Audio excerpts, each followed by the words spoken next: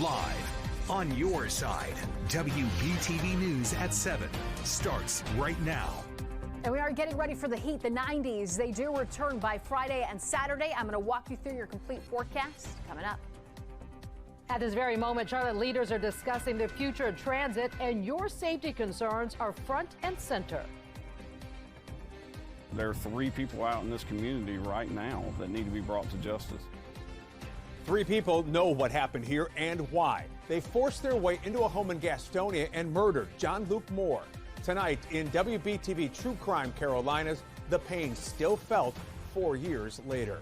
Good evening and thanks for joining us for WBTV News at 7 o'clock. I'm Jamie Boll. And I'm Kim Anderson. This is our first edition of WBTV News at 7 o'clock. We will continue to bring you the very latest headlines, as well as look at the forecast. Meteorologist Lisa Villegas is in the First Alert Weather Center with us. Yep, we're going to check in with her in just a couple of minutes. But first tonight, happening right now, city leaders are talking safety on public transit in Metro Charlotte. Live look from inside the Charlotte-Mecklenburg Government Center. Of course, this issue right now top of mind for both leaders and the community after last month's deadly stabbing attack on the Cats light rail.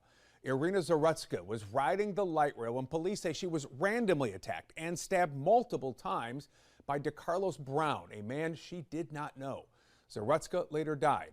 Brown was charged with her murder. We plan to bring you the very latest from that committee meeting tonight on WBTV News at 11. We're also looking ahead to tomorrow morning as Charlotte Mayor Vi Lyles has called a special meeting with the Metropolitan Transit Commission. We're told they're planning to discuss safety concerns and current policies in place. We have an update tonight from Burke County, where we are learning a house fire took 2 lives. And those details came into the newsroom about an hour ago. We're learning 63-year-old Michael Halliburton and another individual who had not been identified yet died in a house fire Sunday in Morganton. That home is just off Swink Street. WBTV spoke with a few neighbors who were home at the time. They say they heard a loud explosion come from the home.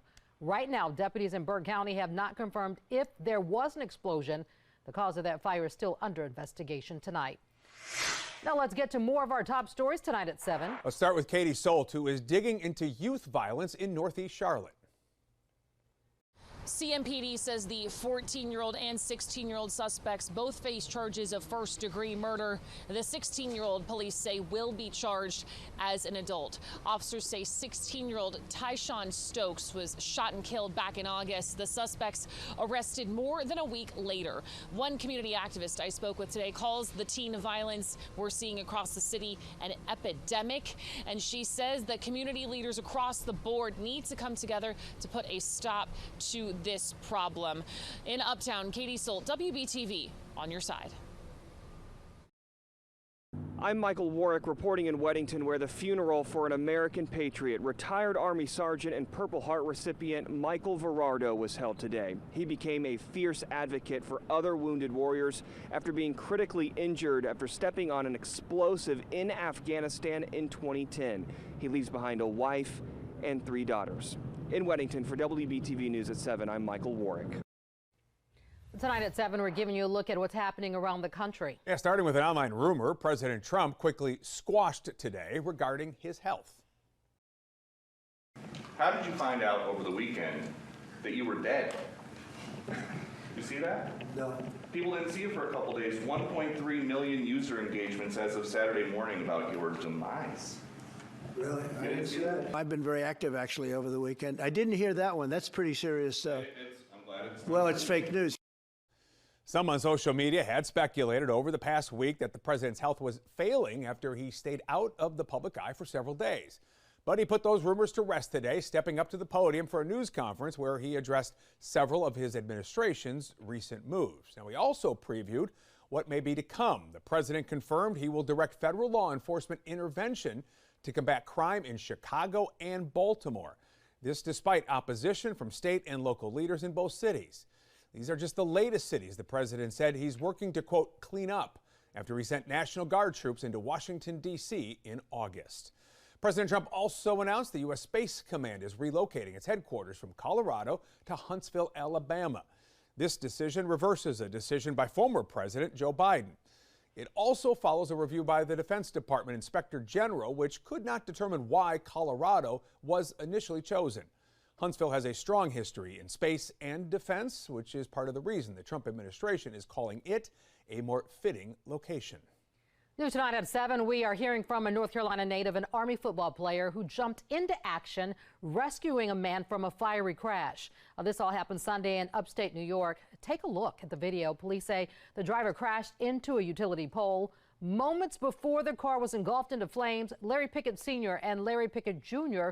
moved around down power lines and pulled the disoriented driver from the wreckage.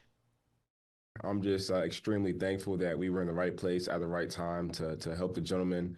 And again, it just goes back to selfless service and just the willingness to serve others.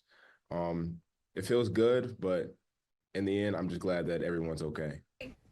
The father and son, originally from Raleigh, stayed with the driver while he was being treated. Pickett and his family were in town for his first football game of the season. OpenAI says they're launching new parental controls for ChatGPT in the coming weeks. The move follows a lawsuit from parents of a 16-year-old who died by suicide, who claimed the chatbot played a role.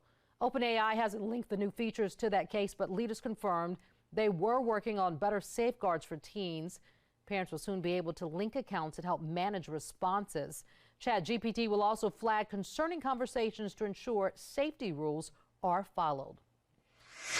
Staying on the topic of artificial intelligence, North Carolina's governor is making it a top priority. Yeah, he signed an executive order today aimed at keeping the state ahead of the curve. It creates an AI leadership council and oversight teams in every state agency.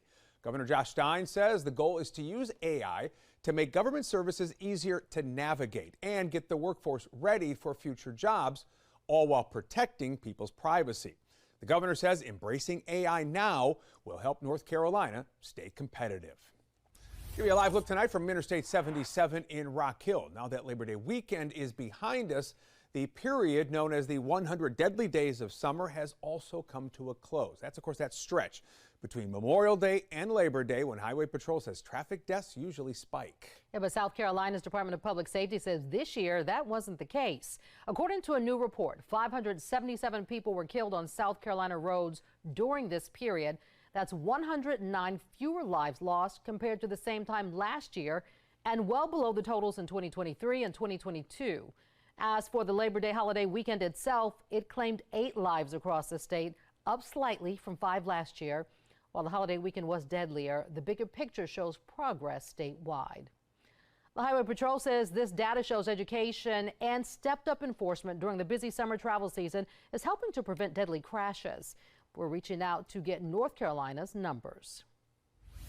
All right, now to a live look tonight from Uptown Charlotte. Yeah, Uptown's showing off tonight, isn't it? A beautiful picture outside, plenty of clear skies, comfortable temperatures still, but changes are coming our way, aren't they? Yeah, but we've got to go. Those temperatures have to go up before they can go down. We're going to go now to meteorologist Lisa Villegas over in the Weather Center. You've been paying attention. Unfortunately, warmer weather. We are going to get ready for a big warm up. So we're talking about the 90s returning to the forecast, and this is going to be gradual, but it will peak Friday and Saturday along with the humidity. So what you're feeling today, it's not what we're expecting here in the next couple of days. Here's where we are currently. Want to point out temperatures in the 70s for most locations like Charlotte, Concord, Rock Hill, Gastonia, Monroe.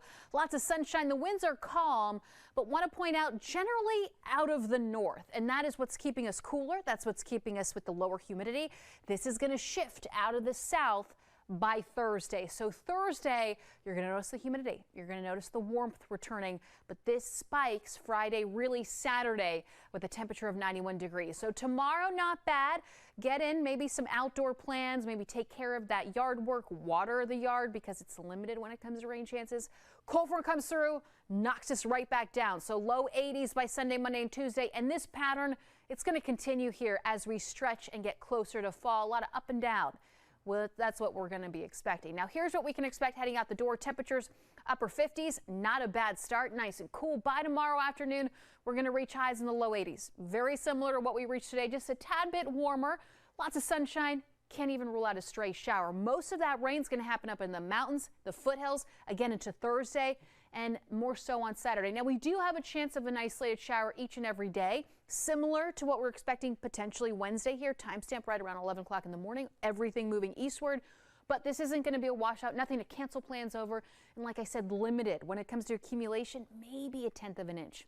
Thursday, weak cold front approaches us. We're going to get ready for those showers, maybe an isolated thunderstorm to roll through. And as we take a look at that 7-day forecast, watching for the heat Friday, Saturday, then the temperatures drop by the end of the 7-day forecast.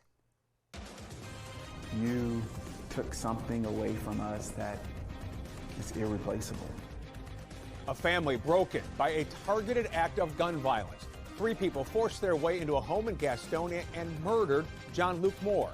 Next, in WBTV True Crime Carolinas, what police hope someone notices in a surveillance video. First, though, another look at uptown Charlotte. Right now, beautiful evening as the sun gets ready to set. We're going to be back in just a few moments.